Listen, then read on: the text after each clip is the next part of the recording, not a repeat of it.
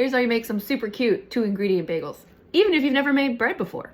First, we must activate the heat source to 350 degrees Fahrenheit. This recipe is wicked easy to remember. 1 cup self-rising flour. Perhaps you noticed mine says all-purpose. That's because self-rising flour is 1 cup all-purpose, 1.5 teaspoons baking powder with 1/2 teaspoon salt.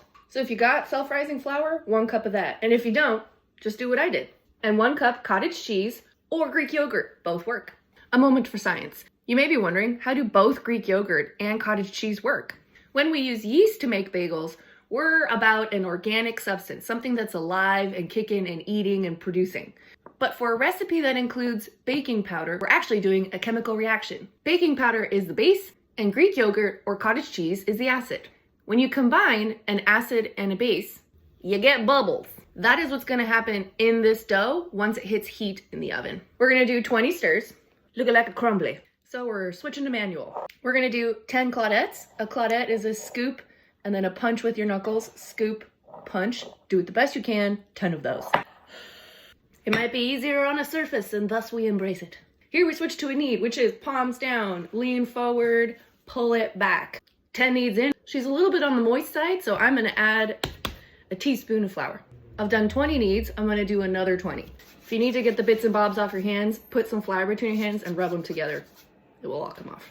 And then hungry, hungry hippo it. After 40 kneads, she's kind of coming together as a little ball. I'm gonna add 1 more teaspoon of flour and I'm gonna give her 20 more kneads. There she be, isn't she cute? She's smooth, she's flexible. Now we're gonna divide her into 4. Into a ball. Give it a pat, pat, pat. Push your thumbs through the middle. You want both thumbs to be able to go through the middle hole. And you're just gonna make sure that it's roughly even, like that.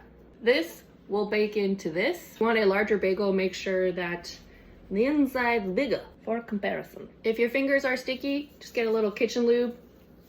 Be just fine. That's so cute.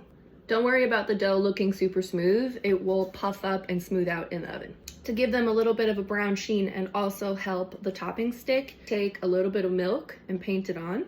You could also use egg wash, but I hate having to use an entire egg just for 4 bagels. I'm gonna sprinkle mine with sesame seeds, but you could also use steak seasoning onto a parchment lined pan and into the oven for 25 minutes. Hello. Look at the inside, it's so nice.